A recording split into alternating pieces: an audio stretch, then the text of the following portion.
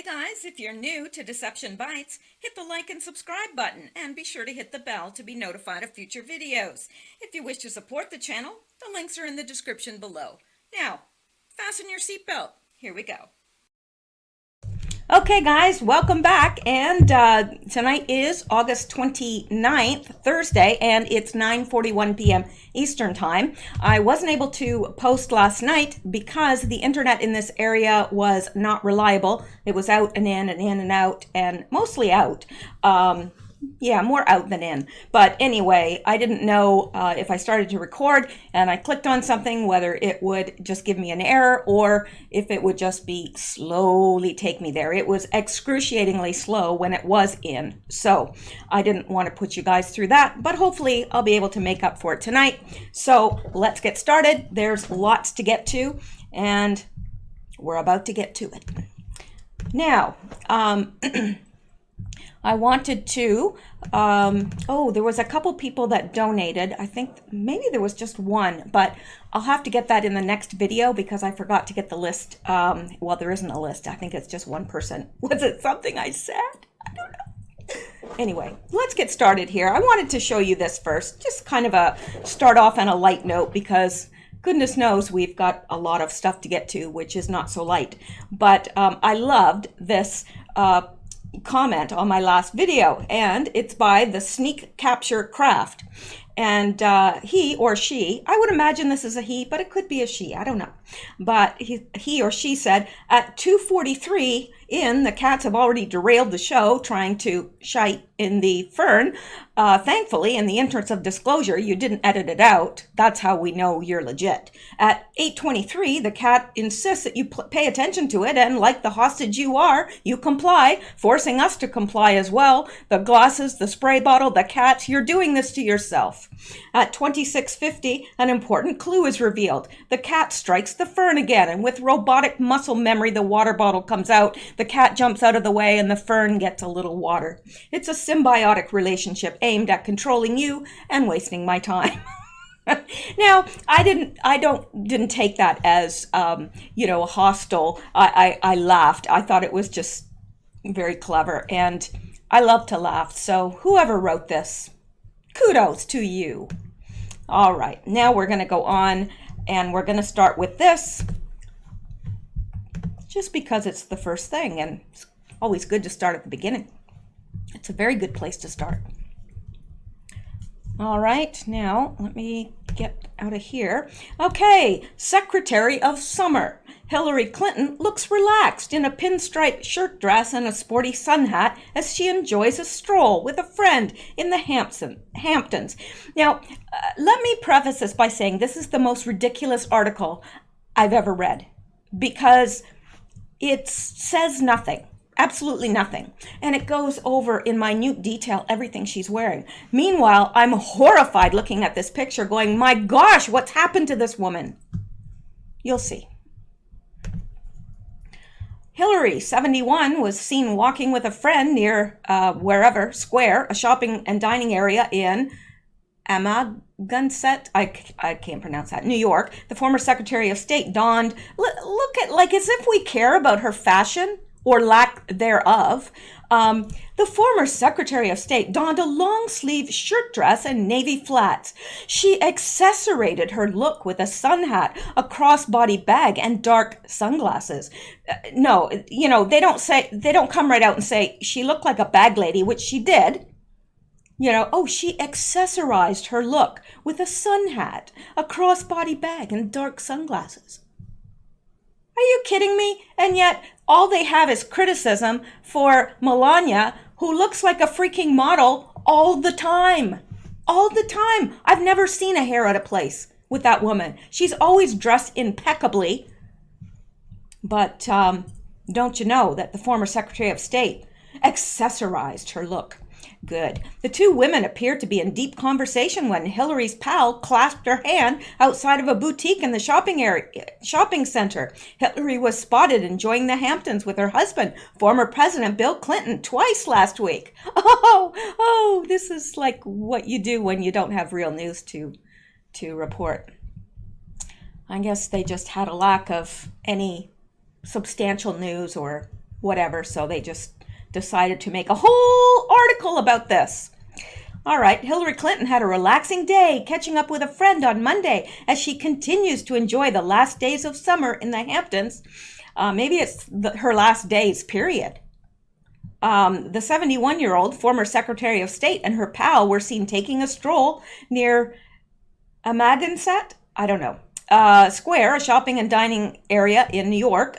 Hillary looked like she was in vacation mode. Yeah, they don't tell you, yeah, she looked like a bag lady. No, she was in vacation mode. In her striped shirt dress, which she paired with a sporty white sun hat and dark sunglasses. Now, this is what they're talking about. This is her outfit that they're talking about. Oh, she paired it with a sporty white sunglasses, or sporty white hat and dark sunglasses. Oh, isn't she the fashion icon? No, she isn't. She's a big fashion don't. You know, I used to get those magazines when I was a little girl. I would like run down as soon as they came out, and I would get the latest fashion magazines because I was all into that. And there was always this section which I loved, and it was like, don't be a fashion don't. And it would show you somebody and they would be the fashion don't. And then you would have over here somebody doing the look successfully and they were like the fashion do. And she's a don't. She is the poster child for fashion don't. Anyway, they made a whole article out of this, but that's not why I'm showing this to you. So just hang on there. Last days of summer, Hillary Clinton was seen out with a friend in the Hamptons on Monday. And there she is again.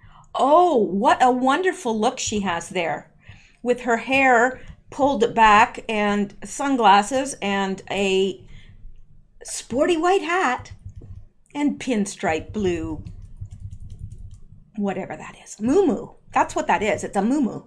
Looks like it. Vacation style. The 71-year-old donned a blue pinstripe shirt dress and a sporty white sun hat. Are these people on drugs? Literally. Like, have they been smoking dope or what? Oh, and here she is with her friend. Her friend is taking her hand, and Hillary has a hand over her heart. Wonder what they are discussing. I have an idea. Catching up, the two women appeared to be deep in conversation when Hillary's pal clasped her hand outside of a boutique in the shopping center. Is this newsworthy, anyone? Anyone? No, I didn't think so. She topped off her summer look with a white crossbody bag that she wore across her chest with a pair of navy blue Allbirds flats. Well, I'm going to rush right out and just see if I can put that look together for myself. I want to be a fashion do. Please, I want to be a fashion do. Hillary's friend matched her off-duty look in a billowy white tunic, cropped pants, gold sandals, and aviator sunglasses. The two women were spotted walking down the street together, with Hillary slightly ahead of her pal. During their leisurely stroll, they stopped and turned to each other to talk for a bit. They were also seen standing outside of Pink Chicken, a children's clothing boutique in Amagansett Square, if that's how you pronounce it. Probably not. So they were standing outside of Pink Chicken. Pink Chicken? A children's clothing boutique. I don't know. Maybe she was shopping for her grandchildren, or who knows. Maybe she wanted, the children that she's trafficked to look nice before she eats them. I don't know. But here is her. It's just divine, that outfit that she's wearing. It's a big shirt dress and a big, really, really big, humongous shirt dress. Okay, and here we've got these, stylish blue flats. And her feet are literally stuffed into them. Look at the swelling on her legs. Look at that. Compare her friend's feet, normal. Hillary's, not normal at all. Generally healthy people do not have these huge cankles that she can hardly stuff into these shoes. Oh, but she's a fashion do. Looking relaxed, Hillary wore sensible navy flats to walk. Now, why don't they just tell it like it is? She wore sensible navy flats because that's all she could get into. That's why. You're not going to see her walking in no high heels. I know that's not good grammar, but heck, it comes out of me, from being in the South. I love the way the Southerners talk. I really do. I love me some Southerners. Anyway, the sensible shoes. And here we are again. Look at those sausage legs stuffed into the shoes. Now, I'm not making fun of her weight, okay? I'm not. What I am saying here is this woman's not well. She's not well. Because this is a massive dress, massive, and it's hiding something. And she's very, very bloated all over. So let's go on here. Here's another picture. Now, she just looks positively pregnant here. And again, it's not about the weight. It's about all of the swelling here. Her face is swollen. Her hands look swollen. Her legs definitely look swollen. They look painfully swollen. So let's go down. And this, I would assume, is a Secret Service agent. Protected. The two women appeared to be joined by plainclothes Secret Service agents. Like, she's bigger than he is. Well, maybe not. Well, her ankles are. Anyway. Hillary's daughter, Chelsea Clinton, has 3 children, 4-year-old Charlotte, 3-year-old Aiden, 3, and 1-month-old Jasper. It's unclear if the proud grandmother planned on doing some shopping for her beloved grandchildren while in the area or just happened to be walking by the store. The two women appeared to be deep in conversation outside of the boutique, though the former First Lady seemed to be in good spirits. Now, tell me, have you you've heard me read some of this. Now, is there anything in there that's of any substance whatsoever? No, it's like cotton candy. It's just fluff. Fluff and sugar. That's all it is. There's nothing there of any substance whatsoever. So at one point, Hillary had her hand resting on her heart while her friend clasped her other hand. The two also shared a warm hug, though it's unclear if they were saying goodbye. Feeling summer, Hillary's friend matched her off-duty look in a billowy white tunic, cropped pants, gold sandals, and aviator sunglasses. Now, this is what the news talks about when there's absolutely nothing else to say. Really. And I would assume this guy is Secret Service, or maybe this, I don't know. Don't know who that guy is.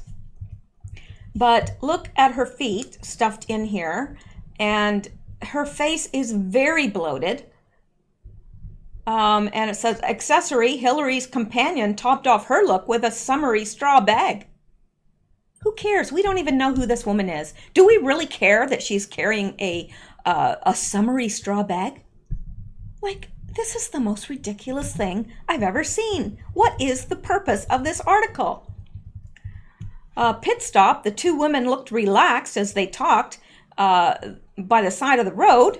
Well, good for them. I'm glad that they were relaxed. And here they are walking again. Like, how many pictures do we have to see of this? All done up, both women donned layered necklaces and bracelets for the stroll. This is them talking about nothing. Absolutely nothing. Who does this? These people aren't fashion icons. Now, I could understand if they were big-time models or something, they might go over what they were wearing and, they were seen, They're not fashion models. We don't even know who that one woman is. And Hillary has never been known for her fashion sense. So, well, not recently anyway.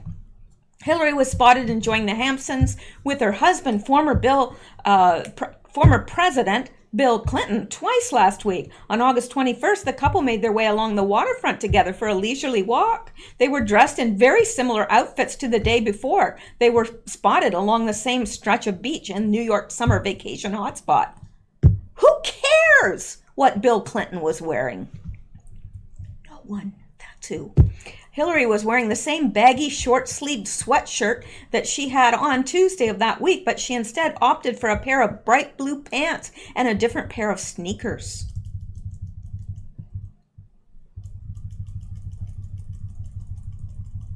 I'm gonna go down. Look, how many pictures do we need of this? Like, who cares? Really? Get this. Hillary's short blonde hair was pulled back into a tiny ponytail and covered with a hat. And look at this ponytail. I gotta show you this. There it is, right there. Do you see? Right there. Teeny, tiny. She's got like 6 hairs in there, maybe. Okay, there might be a few more, but not many. What is the sense of doing that? It looks absolutely retarded. There is nobody in, I don't know, I really don't think that there's anybody anywhere that would look at that and go, wow, she's got it going on there. No! Who does their hair like that, really? I mean, if you have a ponytail, I've seen women that pull it up and pull it through, and that's fine. It looks appropriate, but that just looks ridiculous. She shielded her face with a white hat and sunglasses. Her 73-year-old husband switched up his look with a pair of beige shorts, a navy polo shirt with the Clinton Foundation logo, and white sneakers. The Clintons love to vacation in the Hamptons and have frequented the area in years gone by with 2 dogs. They have previously splashed out $100,000 to rent a Gatsby-era mansion valued at $18 million. Their beach sightings come after they were seen posing for selfies with reality stars and actors while partying at the home of Iranian billionaire Joseph Moinian earlier this month. Oh, good for them. I'm glad they're having a good time on the taxpayer money. The 2 walk side by side by enjoying their and every little nuance of everything she does is goodbye. Hillary wrapped both arms around her friend, though it's unclear if they were parting ways. Oh, and here's some, and look at this fashion icon here. Now, Bill looks like Bill. You know, he's got his Clinton Foundation shirt on, which I find laughable, and but he's got a beige pair of pants on and a white hat, perfectly normal. And then we have this. Look at under here. This is bloating. This is bloating. Bloating. That is what it is. And look at that. She's got a whole other neck there, and I'm not really making fun of her weight, because, you know, we all women have struggled with their weight at one time or another, but it's bloating, and that's what alarms me, and we'll get to that in a second. And there they are again. She looks, well, no, she doesn't. She's got these green whatever sneakers on, Nike, it looks like, interestingly enough. And now her legs are not as bloated here, but and she's dressed a little bit more, well, I don't know. I wouldn't call it fashionable. They were both dressed comfortably in sneakers and hats to protect their faces from the bright sun. Really, this is what passes for journalism, and there they are walking. Bill and Hillary enjoying a beach stroll during Hampton's vacation. Oh, and there they are again. How many pictures do we have to endure? And look at the mass here. Like that, that's not normal. Part of it is some weight gain, but routine. Hillary and Bill were spotted taking a casual stroll on the same beach in the Hamptons last Tuesday. Oh, and here they are. Now, she looks pretty good here. In fact, I really like the outfit that she has on. And I don't know who she attended a party at the home of Iranian billionaire Joseph Moinian. They posed for photos with guests, including Sylvia Birnbaum, Tori Praver, Mark Birnbaum, and Jay Birnbaum, whoever they are. But she's posing with them. And they look like they're having fun, don't they? Good. And Yeah, so this whole thing, it's just fluff. It's fluff. On Sunday, Axios published a report that claimed Donald Trump spoke with several Homeland Security and National Security officials about nuking hurricanes. Okay, this has got to be a different, I don't know how that has anything to do with what we're looking at here, but apparently they think it does. And he claimed the story was just another fake news article. The story by Axios that President Trump wanted to blow up large hurricanes with nuclear weapons prior to reaching shore is ridiculous. I never said this. Just more fake news. Okay, I don't know why this is tacked on the end of the Clinton story, but, well, these people are obviously sniffing glue or something. So let me go back to why I showed you all this. Now, I found this on a forum, and this person was discussing this article. Now, I want to show you what they said about it because I think they're right on, really. Looking at the pictures in today's Huffington Post, well, that wasn't from the Huffington Post, and I don't know where the one from Huffington Post is, but looking at the pictures in today's Huffington Post, that woman is on her last leg, literally. Why do I say that? Formerly being in congestive heart failure myself, she is depicting all the signs of congestive heart failure as further described below. 1. Her legs are badly swollen. She is exhibiting pulmonary edema big time. Look how her lower legs and ankles are swollen against her sneakers in the pictures. She is also exhibiting varicose veins and venous insufficiency by covering her legs with stockings. Poor circulation. Weight gain is evident big time. The reason for the balloon outfit.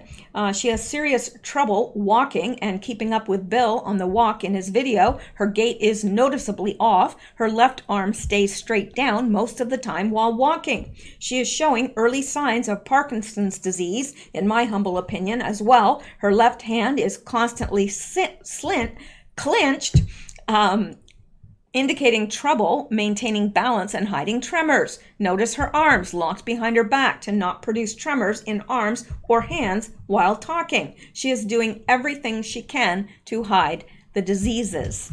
So I think that this is true. Now, I want to see, just while we're here and while we're, okay, let's do Huffington Post, Hillary Hamptons. Let's see if Hamptons. I don't know what's wrong. Okay, let me see if I can. I don't know which where this is, this article, but don't know. I'm just going to click on a couple, and if I can't find it, then we'll go on, because I know you're saying, get on with it. Maybe you're not, maybe not quite that loud, but I don't know. I don't know where it is. But anyway, I think we saw enough with those pictures to make a judgment call there. And I do think that this woman is very, very ill. And perhaps when she had her hand over her heart, she was telling this close friend of hers, obviously it was a close friend, they were hugging, and they, you know, the other one was holding her hand. I don't think everybody would be comfortable doing that with Hillary Clinton, I would hope. So maybe she, when she had her hand on her heart, she was telling her that I've got some heart problems and blah, blah, blah. And they hugged and went on their separate ways. Okay, I've spent enough time on this, but I wanted to show you. And I wanted to show you that this article is just about the most ridiculous thing I've ever seen. Secretary of Summer. Huh. Collective eye roll, anyone? Come on, everybody now. You feel better, don't you? I knew you would. All right. Well, that was a squeaky voice.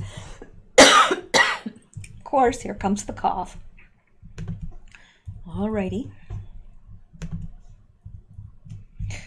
Let's go on, because we can. And let's hit this, because this is something else about Hillary Clinton. Hillary Clinton backer paid $500 $200,000 to fund women accusing Trump of sexual misconduct before Election Day, report says. Well, isn't that interesting? Yes, I think it is. Image captured Hillary Clinton holding hands with close friend and Esprit clothing founder Susie Tompkins Buell. One of Hillary's wealthy pals paid $500,000 in an unsuccessful effort to fund women willingly to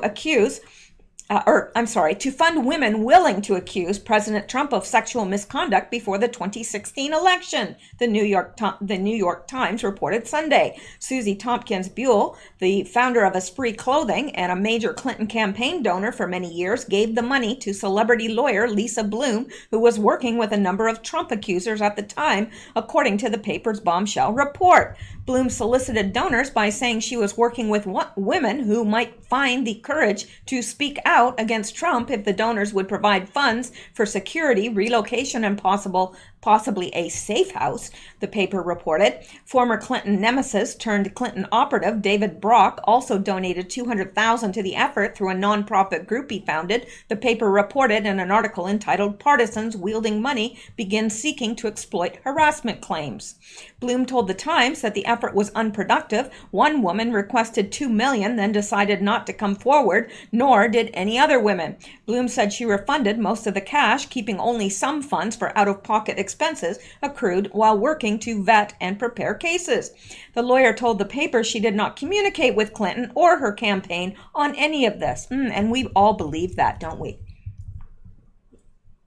She maintained that she represented only clients whose stories she had corroborated and disputed the premise that she offered money to coax clients to come forward, the paper reported. It doesn't cost anything to publicly air allegations, Bloom said. Security and relocation are expensive and were solely needed in a case of this magnitude in a country filled with so much anger, hate, and violence. The Times article said it learned of Buell, I'm not sure how to pronounce that name, and Brock's connection to Bloom from two Democrats familiar with the financial arrangement, who also said Bloom's law firm kept the money from Brock's nonprofit group, but refunded the $500,000 that Buell contributed. Brock declined comment, according to the paper. Clinton campaign representatives said they were unaware of his work with Bloom. Buell would not comment on the financial arrangement, according to the Times. Still, she claimed she was frustrated that Trump had escaped the repercussions that have befallen many other powerful men accused of similar misconduct. The Times article expanded on a report in The Hill 2 weeks ago that said Bloom worked with campaign donors and tabloid media outlets during the final months of the presidential election to arrange compensation for the alleged Trump victims and a compensation for herself, offering to sell their stories. In one case, Bloom reportedly arranged for a donor to pay off one Trump's accuser's mortgage and attempted to score a six-figure payout for another woman. The woman with the mortgage ultimately declined to come forward after being offered $750,000, The Hill reported. The paper reported reviewing one email exchange between one woman and Bloom that suggested political action committees supporting Hillary Clinton were solicited without naming which ones. Bloom, who is the daughter of famous attorney Gloria Allred and, like her mother, specializes in representing women in sexual harassment cases, worked for 4 women who were considering accusing Trump. 2 went public and 2 declined. Yeah, isn't that interesting? And we know that happened. We know these women were offered money, just like the woman that accused, Tudor Ford, the one that accused Judge Kavanaugh. We know that never happened. I mean, really, you'd have to be almost completely brain dead to believe that. Although I'm sure some do. Anyway, let's go back now because there's more to get to. There's always more to get to. All right. Now, let's look at this because we can. Fast and Furious just might be President Obama's Watergate. Frank Miniter, who wrote this piece, is the author of Saving the Bill of Rights and The Ultimate Man's Survival Guide.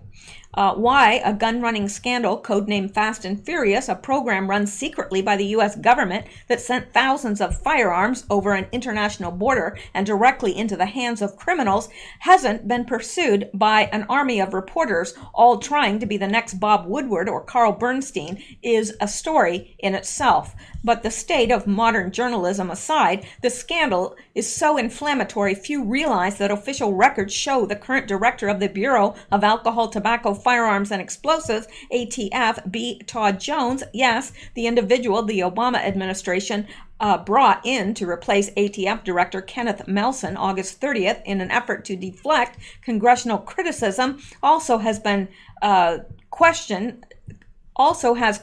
to answer about his involvement in this gun-running scandal.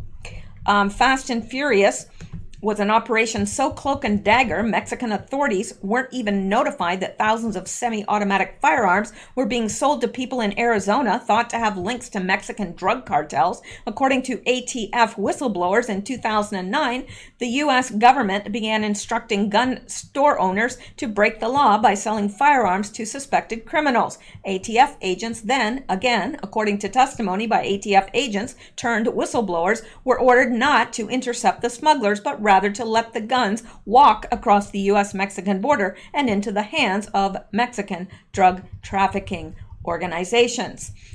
A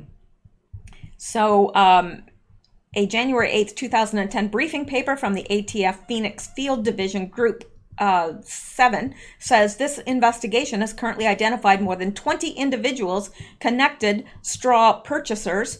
To date, September 2009 to present, this group has purchased in excess of 650 firearms, mainly AK-47 variants, for which they have paid cash, totaling more than $350,000. This is an important fact because the U.S. Justice Department hasn't made it clear to tell congressional investigators when the Fast and Furious operation began and who authorized it. As a result, this ATF briefing paper's mention of September 2009 is thus far the earliest we can trace the operation. The next important event we know of occurred in October 2009 when the ATF Phoenix Field Division established a gun trafficking group called Group 7. Group 7 began using the strategy of allowing suspects to walk away with illegally purchased guns, according to a report from the U.S. House Oversight and Government Reform Committee and the staff of Senator Charles Grassley, ranking member of the U.S. Senate Judiciary Committee. The report says the purpose was to wait and watch in the hope that law enforcement could identify other members of the trafficking network and build a large, complex conspiracy case. Now, this goes on and on and on, and to some of you, this is old stuff, but it isn't, because these people have not been brought to justice. And why is that? So, yeah, this goes through the entire story, and I wanted to make you aware of it in case you aren't. But I don't have certainly the time to go through all this, so I'm going to leave this in I'll pin it as the first comment, because I think this is important to understand the whole gist of everything that happened and why was this not pursued? Why?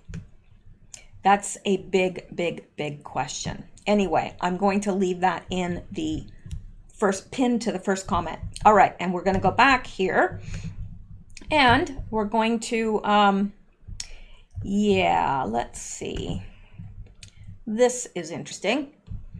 And this was posted August 28th, so this is from yesterday. Obama Holder joined forces with plan to grab more power for Dems before 2020. Yeah, two of the same people that were involved in Fast and Furious. Yeah, I don't understand how Obama has skated thus far. I don't know. Anyway, former President Barack Obama and his wingman, Eric Holder, who served as his attorney general while he was in office, are joining forces with a new plan to grab more power for Democrats before the 2020 election. Obama took to Twitter on Monday to announce that he and Holder are launching a new initiative called redistricting You, which will essentially train and build cadres of left-wing activists focused on changing how congressional district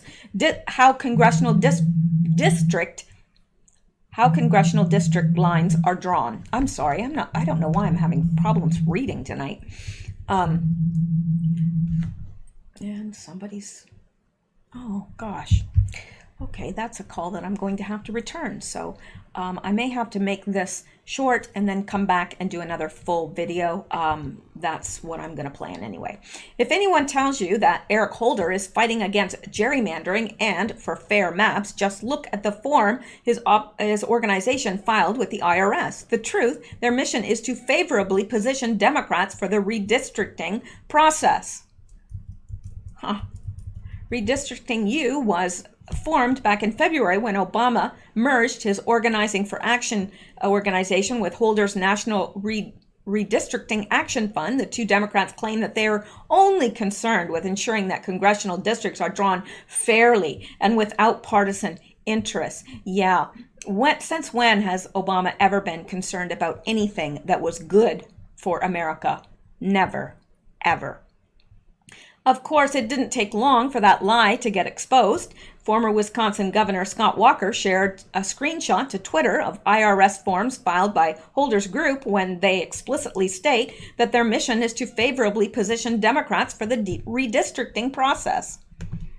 If anyone tells you that Eric Holder is fighting against gerrymandering and for fair maps, just look at the form his organization filed with the IRS. The truth, their mission is to favorably position Democrats for the redistricting process.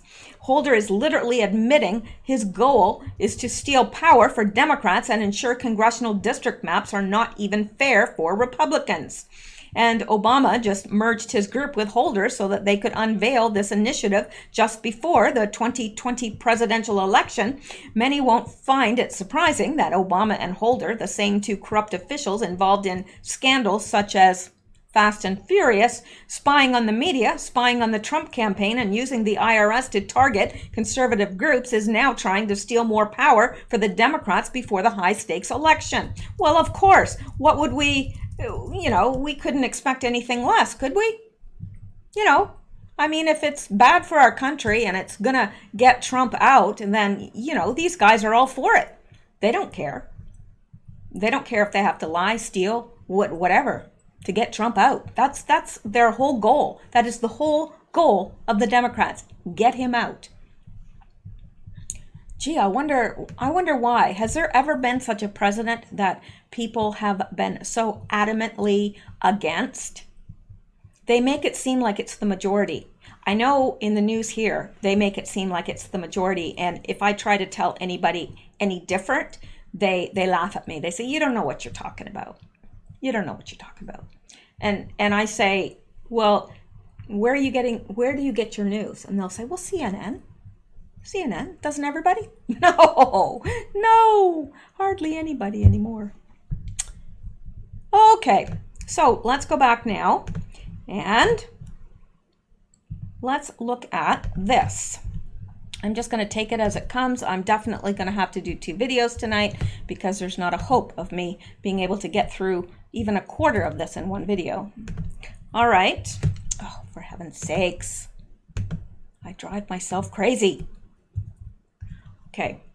While you are preaching to American women, now this is Joe M, and he is speaking to Alyssa Milano. And he says, while you are preaching to American women about how wonderful your abortion was, and between your hysterical rants against the president who is bringing down the sex trafficking cults, could you let us know if this is you on Epstein's Epic Finds flight logs? That's not a very common name. And he is on her flight. She is on Epic Finds flight logs. Why? Those that scream the loudest. Isn't that what Q said? Absolutely. And she's definitely one that has screamed the loudest. And boy, she's proud of her abortions. Boy, yep. I don't know. Those on the left seem to just celebrate the death of babies. I don't know why that is, but they do. Yeah. Now, let's look at this.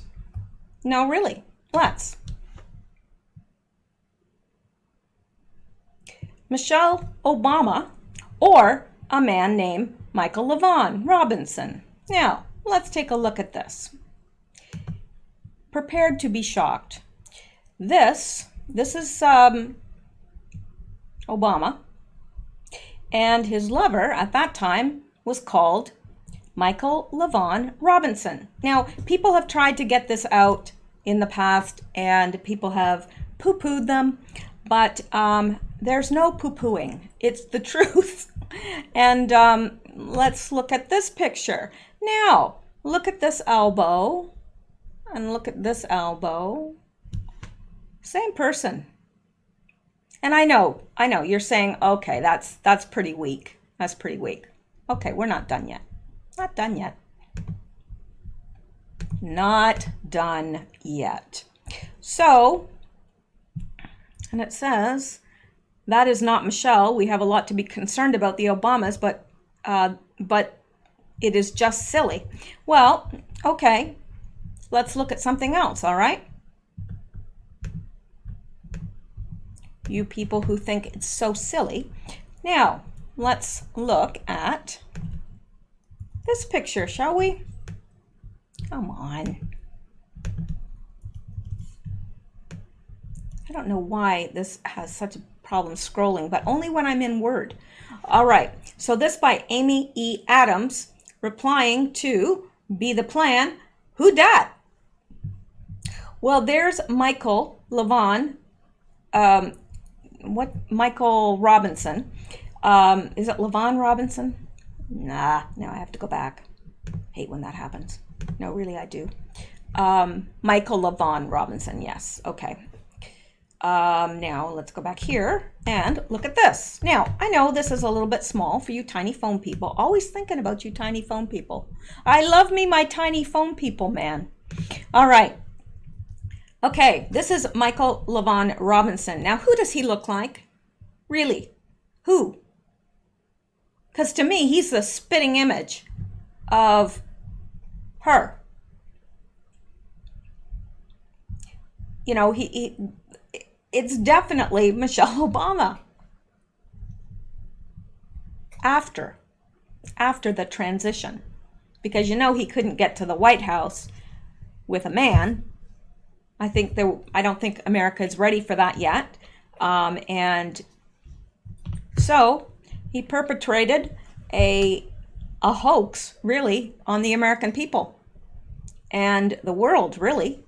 Because I know the first time I started talking about it here, people were like, you need to be committed. And then I started showing them evidence and evidence and evidence. And then they were like, oh my gosh, yep, that's a penis. Yep. You can't deny it when you see all the evidence. All right. So let's go back up here. And we're going to look at one more. And then I may quit for this one so I can get this uploaded. Yeah. Let's look at this, shall we? Aberdeen forwarded state passwords to Yahoo before it was hacked by foreign agents. Well. Now, this is a year old. So really, I'm not sure why I brought this up. Huma Abedin forwarded sensitive State Department emails, including passwords to government systems, to her personal Yahoo email account before every single Yahoo account was hacked, a Daily Caller News Foundation analysis of emails revealed as part of a lawsuit brought by Judicial Watch shows. Excuse me. So I'm not going to, I didn't realize this was that old, and I do apologize because, well, I guess I was asleep on the job or something like that. So let's go back here. Excuse me. And I might get to one more thing before. Oh, there's so much. There's so much. So much. I hope you'll come back later and join me. I've got to return a phone call, and then I'm going to upload this while I'm talking, and I will be back because there's so much stuff to get here. All right, and let's look at this. Of course, we've all heard that Ilhan Omar has had an affair. First, she married her brother, and then I think she was married and then divorced and then married her brother, and then then she's having an affair with a white guy who was married. I don't know. Who can keep up with her? I can't keep up with her vagina. I can't. Ilhan Omar issues a terse denial on allegations of affair with married D.C. consultant. Minnesota Democrats Republican Ilhan Omar is denying allegations of an affair with a married Washington, D.C. consultant. The accusations emerged earlier this week in a divorce filing from the man's estranged wife just over a month after it was reported that Omar had separated from her husband and father of her 3 children, Ahmed Hersey. When asked by WCCO if she was separated from her husband and if she was dating anyone, Omar gave a terse and firm reply and declined to entertain further questions about her personal life. And I think, now please correct me if I'm wrong, but I think she was married to the first guy. She had children by him. She divorced him. She married her brother. Then she divorced her brother and married the first guy.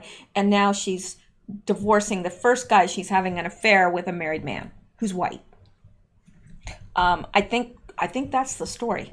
Although there's lots more to the story because that's just the beginning. She has committed all sorts of fraud and all sorts of, I mean, she's not good news. I mean, she's done so much and I can't believe that she's still there. Anyway, no, DC consultant's alleged affair with Ilhan Omar is front and center in divorce papers. No, I am not, Omar said Tuesday. As I said yesterday, I have no interest in really allowing the conversation about my personal life to continue, and so I have no desire to discuss it. A court filing from Beth Minette, 55, alleged that the freshman congresswoman was involved with her husband, Tim Minette, 38. I guess she likes them younger women, those younger men. Doesn't that make her a cougar? I'm not sure how old she is, though, so maybe not. And that the separation in April 2019 was brought on by his confession. The parties physically separated on or about April 7th, 2019, when defendant told plaintiff that he was romantically involved with and in love with another woman, Ilhan Omar, who serves as a U.S. representative from Minnesota, read the court filings obtained by Fox News. The Minettes lived together for 6 years before getting married in 2012, and they have a 13-year-old son, according to the court filings obtained by Fox News. Tim Minette has previously worked for Omar's congressional campaign, and his company received approximately $230,000 for fundraising, consulting, digital communications, internet advertising, and travel expenses since 2018, records showed. The 37-year-old congresswoman, okay, so yeah, she's 1 year younger than them, so she's not a cougar, was spotted back in March with Minette at a California restaurant. Defendant's more recent travel and long work hours now appear to be more related to his affair with Representative Omar than with his actual work commitments, the court filings read. Omar's office did not respond to Fox News' request for comment. Wonder why. Omar's personal life has made headlines in the past. Earlier this year, it was reported that her tax returns in 2014 and 2015 were filed jointly with Hershey, even though she was still legally married to someone else at the time. Omar engaged in a civil marriage with Ahmed Nur Saad Elmi in 2009, and the couple apparently separated in 2011 without formally petitioning for a divorce until 2017. So this woman, you know, she gets around. At least parts of her do. And she is supposedly a Muslim. They don't agree with adultery or fornication or anything else. So she's not being true to our country. She's not being true to her own religion and her own ideologies. But I guess the people that support her don't have a problem with that. They mustn't. All right. So now let me see if there's anything else that I can get into that's really short here because I've got a lot of stuff that's very pertinent to get to. Google shifts hardware manufacturing from China to Taiwan to avoid tariffs. Well, that doesn't surprise me in the least because Google's going to go where it's best for Google. You know, they're not concerned about our country or our needs at all. They're not. So Taipei, tech giant Google is reportedly moving its hardware production from China to Taiwan amid an escalating trade conflict that will see Chinese exports to the U.S. hit with tariffs as high as 25%. Google has relocated its U.S.-bound motherboard production to Taiwan. Meanwhile, production of its Nest devices, such as thermostats, will also be moved out of China and head for Taiwan or Malaysia, according to Bloomberg report. The decision is part of a trend for companies selling products to the U.S. to shift at least part of their manufacturing away from China. Action camera maker GoPro announced plans to relocate production from China to Mexico in December. Also, iPhone manufacturer Foxconn said on Wednesday, June 12th, it may pull iPhone production out of China should the trade war spin out of control. Google has been expanding its presence in Taiwan over the past few years. In addition to a proposed data center, the largest of its kind in Asia, the company also announced plans to build a new headquarters in New Taipei in March. In a statement issued March last year, the tech multinational unveiled its Intelligent Taiwan initiative in collaboration with the Taiwan government. In doing so, Google lauded the island's software and hardware prowess as well as its sound cloud infrastructure. Under the cooperation framework, Google will assist in training at least 5,000 AI and 50,000 digital marketing experts for Taiwan in the coming years. Now, if Google was really concerned about America, would they not return production of this to the United States? That would be my thought, but apparently not. They're going to go where it's the most lucrative for them. And, you know, not that Google has ever really cared about the American people.